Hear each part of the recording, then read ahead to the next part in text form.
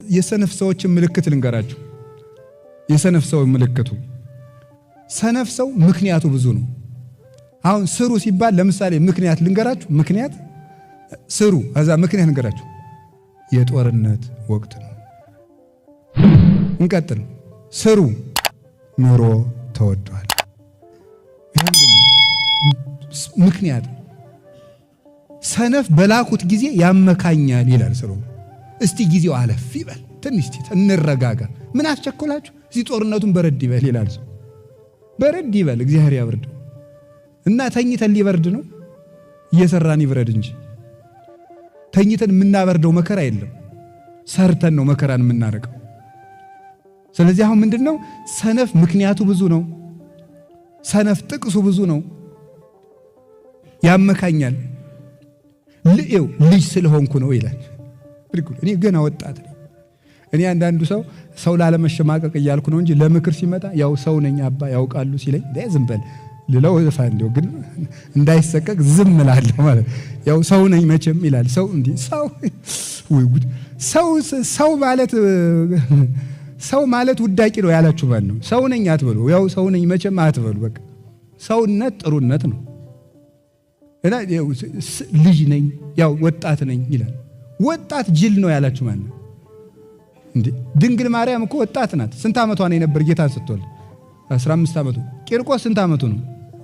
ቅዱስ ጊዮርጊስ ስንት ዓመቱ ነው? አጠቃላይ ሩጫውን ሲጨርስ 27። አጠቃላይ መክበበ ሰማዕታት ሲሆን 27 ዓመቱ ነው። ልጅ ነኝ ይው ማመካኘት ነው። ደግሞ መልሳችሁ የከተማ ሰው ነኝ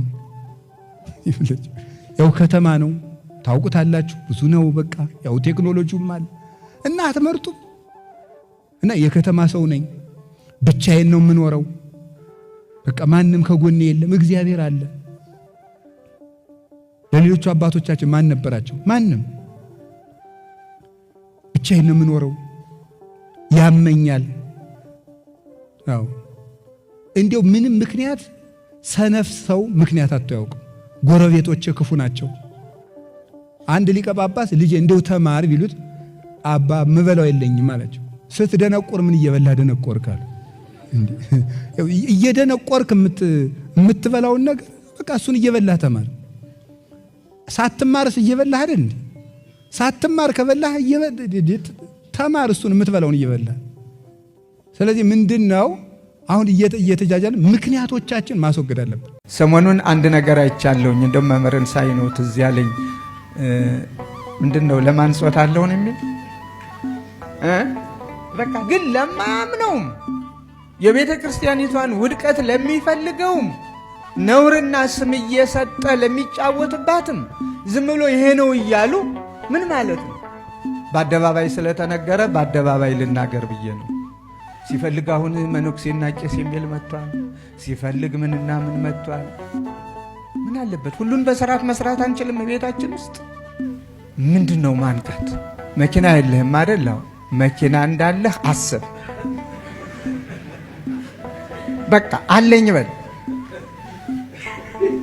አልበላህ አምረውሃል አይደል? ግን ለምን እንዳልበላህ ታስባለህ? በልቻለሁ በል። ይሄ እኮ አደንዛዥ ሲወስዱ የሚሰማቸው ስሜት ነው። በላንተ እንደው አንዱ ገዳም ላይ ግባና ትንሽ ውዳሴ ማርያም ድገም ብትሉኝ በደስታ እቀበለዋለሁ። ሲኖዶስ ሳይወስን ምን አገባህ አልልም። ከእናንተ ጋር አብሬ ሄጄ አመለክታለሁ። እርግጠኛ ነኝ ነው የምናገረው። እንደርሷ ያለ አባት እኮ ቢኖር ብፁዕ አባታችን ትላላችሁ። እንደው 10 እኮ ቢኖር ይለኛል። እንደርሷ ያለ 3 በኖረ ይለኛል። እኔ እውነት ነው ብዬ መከራያን ማይ ከሆነ ወጣ ሲል እውነት መስሎት ይላል። ደግሞ ውሸቱን እኮ ነው። በቃ ለመኖር እንጀራ ለመጋገር አንድ አባት ገነት ገብቶ አየና ያየውን ለሌላ አባት በህልም ተገልጦ ነገረው እና 3 ነገር ገረመኝ አለ። ስንት ነው? ገነት ገብቼ 3 ነገር ገረመኝ። አንደኛ ገነት ውስጥ አገኛቸዋለሁ ብዬ ያልጠበቅኳቸውን ሰዎች ገነት ውስጥ አገኘኋቸው። እየሰማችሁ በፍጹም ገነት ውስጥ አሁን እኛ ገነት ውስጥማ በፍጹም ሊገቡ አይችሉም ምንላቸው ሰዎች አሉ እኮ። ስናያቸው ወይ እገሌ ከገባማ በቃ ኩነኔ የለም ማለት ነው ምንላቸው አሉ። ኃጢአተኛ ምላቸው፣ ሰካራሞች ምላቸው፣ ቀራጮችና አመንዝሮች መንግሥተ ሰማያት በመግባት ይቀድሟቸዋል እንዳለ ክርስቶስ። እና ገነት ገብቼ አለ አባት ገነት ውስጥ አገኛቸዋለሁ ብዬ የማስባቸውን ሰዎች በማግኘቴ ገረመኝ። ሁለተኛ ገነት ውስጥ ይኖራሉ ብዬ የጠበቅኳቸውን ሰዎች ደግሞ አጣኋቸው። እገሌማ ይጸድቃል፣ እገሊትማ ትጸድቃለች አልኳቸውን መንፈሳውያን ናቸው ብዬ ያሰብኳቸውን ሰዎች ሳጣቸው፣ ሁለተኛ በጣም ተገረሙ። ሶስተኛ እኔ ራሴን ገነት ውስጥ ስላገኘሁት በጣም ተገረምኩ። እንዴት እኔ ገባው ብዬ ማለት እውነትም የሰው ትክክለኛ ማንነቱ የሚታወቀው በዛ ዓለም ነው። እግዚአብሔር በዛ ዓለም ራሳችንን ለማወቅ ያብቃል። አንዱ ልጅ ቀርቦ አባቴ ገነት ስንገባ እንተዋወቃለን ወይ እርስ በርስ አላቸው። ሲላቸው ምን አሉት? እንደውም በደንብ የምንተዋወቀው እዛ ነው አሉ። ምክንያቱም ማን መሆነ የሚታየው በእግዚአብሔር መንግሥት ነው። ፈሪነትና ስንፍና ሰው በምድራዊነት መክሊቱን እንዲቀብር የሚያደርጉ ሁለት መሰረታዊ አውሬዎች ናቸው። እነዚህ ፈሪነትና ስንፍና። ይሄን ባደርገውሳ ቢበላሽብኝሳ፣ ይሄን ብናገርሳ እነገሬ ቢተቹኝሳ፣ እንዲህ ብሰራሳ እንዲህ ቢሆንብኝሳ። የፈሪነት ነው። ምንድነው ያደረገ? መክሊቴን እነግዳለሁ ስል የባልት ሌቦች ቢወስዱብኝሳ ነበር ያለ። ፈሪ ሰው አያፈራም። አጉል ድፍረት ሳይሆን ምን ይሉኝ እነዚህ ብሉኝ ቢበላሽብኝ ብከስር እንዲህ ብል ብሎ ማሰብ። ሁልጊዜ እየፈራ ነው ሰው ችግሩን ይዞ የሚኖረው። ሰው በዚህ ዓለም ሲኖር እንግዳ ነው። ለመክሰርም ለማትረፍም ተዘጋጅቶ መስራት አለበት። አስቦ ይሰራል። ከከሰረም እልም ይላል። ቀጣዩን ደግሞ ተነስቶ መቀጠል ነው። ጉዞ ነው ብለናል። ጉዞ ስትሄድ ያድጥሃል፣ ትወድቃለህ። ተነስተ መንገድህን ትቀጥላለህ። በዚህ ዓለም ንግድም፣ ሐሳብም፣ ትምህርትም፣ ዕውቀትም መውደቅ አለው፣ መነሳት አለው። ሁሉም ነገር መማርም፣ መነገድም፣ ማረስም፣ መቆፈርም፣ መመንኮስም፣ መቀሰስም፣ መጳጳስም ሁሉም ጎዳና ነው። እሾህ አለው፣ እንቅፋት አለው። ፈሪ የሆነ ሰው አይ በቃ ይሄንን ያልጀምረውም ያለ ሰው የትም አይደርስም። ምን እባላለሁ ማለትን እግዚአብሔር ምን ይለኛል እንጂ ሰው ምን ይለኛል ያለን ማለትን ያልተወ ሰው ማድረግ አይችልም። የሰው ልጅ ሁልጊዜም እንኳን ጓደኛው ላይ ከእግዚአብሔር ላይ ሐሳብ የሚሰጥ ፍጡር ነው።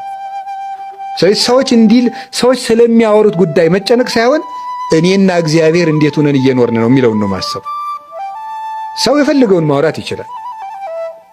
እኛ ግን መስራት ያለብን የራሳችን። ስለዚህ ከፈሪነት መጠበቅ፣ ሰው ምን ይለኛል የሚለውን ወይም እንዲህ ቢገጥመኝሳ ብዋረድሳ አሬባስ አልነካካ አለ ማለት የምንችለውን ነገር በእግዚአብሔር አምነን ሰው አማክረን አቅደን መስራት። የተበላሸው ይበላሽ፣ የተረፈው ይተርፋል። እንደዚህ ነው መሞከር። የእግዚአብሔር ትዕግስቱ ባያልቅ ነው። እንደኛ ያለ አረመኔ ያለ፣ እንደኛ ያለ ክፉስ አለ። መጨካከናችን ልክ አልፏል።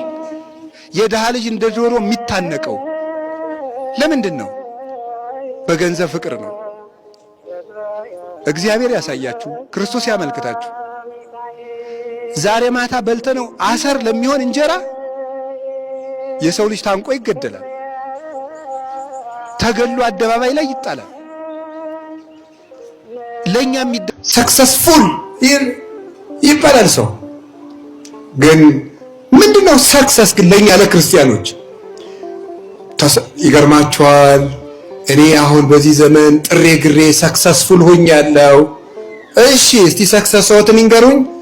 ድሮ ልብሴ አንድ ነበር፣ አሁን 4 መልበስ ችያለሁ። ሌላስ ሰክሰስፉል? ድሮ በኪራይ ቤት ነበር የምኖረው፣ ቤት ሰርቻለሁ። ሰክሰስፉል? እሺ ድሮ በባጃጅ ነበር። ዳዊት ድገሙ።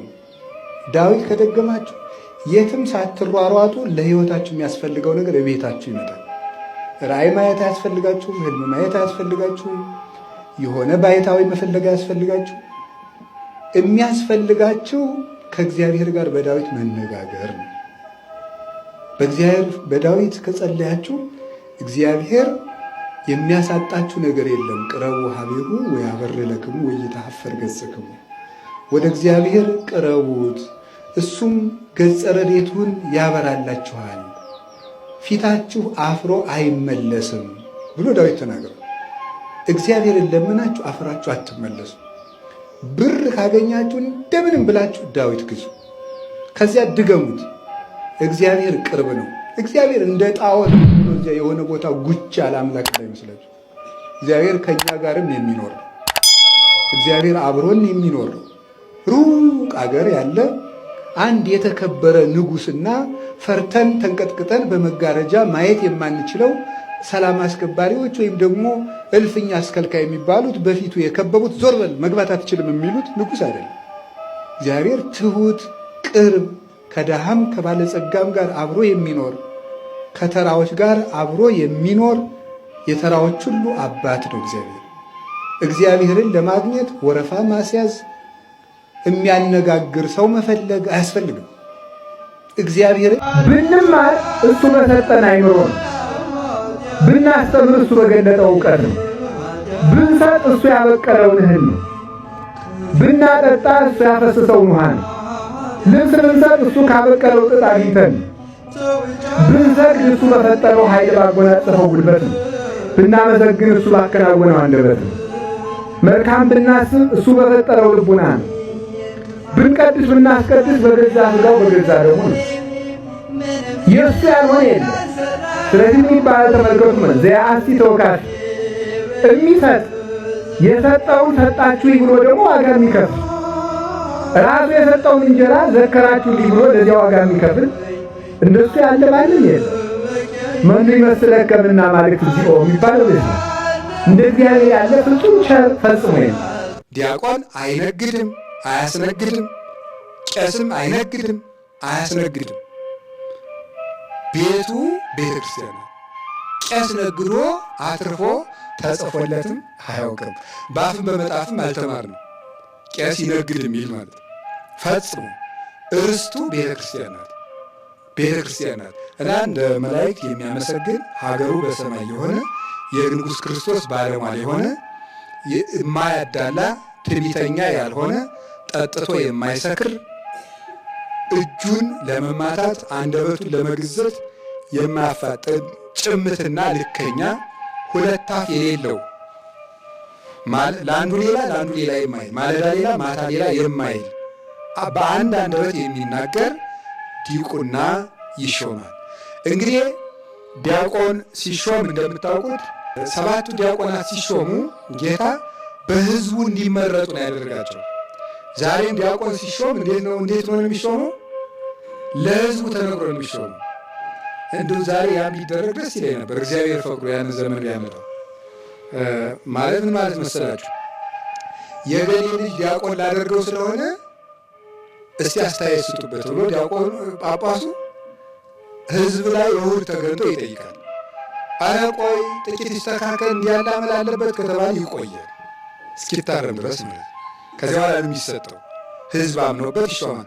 ዛሬ ጳጳሳት ሲሾሙ ይደረጋል መሰል ያልኩት እኔ ሲመረጡ ተገኝቼ ስለማላውቅ ነው። እና ጳጳሳት ሲሾሙ እንደምታውቁት ነገሌ ሊሾሙ ነው ተብሎ በቴሌቪዥን ይደረጋል ይመስለኛል። እንደሱ ማለት ነው።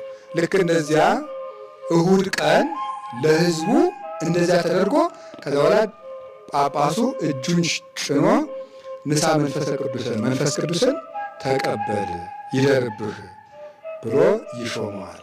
ከዛ በኋላ በቤተ ክርስቲያን ውስጥ ማዕረግ አለው። እኛ አሁን በእኛ በኢትዮጵያ ኦርቶዶክስ ተዋሕዶ ቤተክርስቲያን ሁሉም አንድ ጊዜ ነው ዲቁና የሚሰጣቸው። ሌሎች አብያተ ክርስቲያናት ማዕረግ አለው። ይሄ አናጉንስጢስ፣ ንፍቅ ዲያቆን ብሎ ከዛ በኋላ ሞልቶ ነው የሚሄደው። በእነዚያኞቹ ችግር ከፈጠረ ወደ ሁለተኛውን አይሾም። ሁለተኛው ላይ ችግር ከፈጠረ ሶስተኛውን አይሾም። እኛውን ሁሉንም አንድ ጊዜ ነው የምንሾመው። ሶስት ግን ቢፈተን ጥሩ ነው። ወደፊት ይሆናል። ሶስት የክህነት ማዕረጋት ነው ያሉት እንደምታውቁት። ሶስት የክህነት ማዕረጋት ነው። ዲቁና፣ ቅስናና ምንድን ነው ጵጵስና ናቸው ማለት ነው። ስለዚህ ሶስተኛው የክህነት ማዕረግ ነው። ዲያቆን፣ ቄስ፣ ጳጳስ ማለት ይሄ ነው። ለምሳሌ አብ፣ ወልድ፣ መንፈስ ቅዱስ በማኅፀነ ማርያም አደሩ። በተለይ አካሉ ግን ሰው የሆነ ማለት ቃል ወልድ ብቻ ነው። ለምን ወልድ ብቻ ሰው ሆነ ስንል ሰው የመሆን ግብር ያለው ወልድ ብቻ ስለሆነ ቅድም አንስተናል። የመጻፍ ግብር ያለው ቃል ነው። ልብ ግን የማሰብ ግብር ነው ያለው። ሕይወት ደግሞ የመኖር ግብር ነው ያለው። ስለዚህ ወልድ ሰው ስለሆነ መጻፍ የሚችል የመወለድ ግብር ያለው ሰው የመሆን ግብር ያለው ወልድ ነው። ስለዚህ ወልድ ሰው ሆነ ስንል ቅድም እናስታውሳ አሁን ደግሞ አንድ ነገር ማለት ነው። አይናችን የተዋሃደው ክበቡን ሳይሆን ሙቀቱን ሳይሆን ምኑን ነው አለ ብርሃን። ሶስቱም መጥተዋል አልመጡም? መጥተዋል። ስለዚህ አብ ለአጽንኦ አድሯል፣ ወልድ ለተዋህዶ አድሯል፣ ማኅፀነ ማርያም አድሯል። ሲያድሩ ግን ሰው የሆነ በተለየ አካል ወልድ ነው። ስለዚህ ወልድ አካላዊ ቃል ከስጋ ጋር ሲዋሃድ ስጋ የዚያን ጊዜ ምን ሆነ ማለት ነው? አምላክ ሆነ ማለት ነው። አምላክ ሆነ። አምላክ ለምሳሌ እስመ ደም ይትዌለቁ ለለባሲሁ ይላል ቅዱስ ሰለባስትሬዎስ በሃይማኖተ አበው። ደም ለለባሹ ይቆጠራል። አምላክ ሰው ስለሆነ ምን መባል ተገባው? የዕለት ጽንስ ሆነ። ከዛ በኋላ ሁሉን የሚመግበው ጌታ በትብት መመገብ ያዘ። ሁሉን የሚይዘው አምላክ በድንግል ማርያም ማኅፀን ተወሰነ። ለዚህ ነው ሰው እንደመሆኑ ተጸነሰ ስንል፣ ሰው እንደመሆኑ በጥንተ አካል በድንግል ማርያም ማኅፀን ተጸነሰ ስንል፣ አምላክ እንደመሆኑ ደግሞ ሕፃናትን በእናታቸው ማኅፀን ይስላል። ሰው እንደመሆኑ በድንግል ማርያም ማኅፀን አለ ስንል፣ አምላክ እንደመሆኑ አሐዜ ዓለም ነው።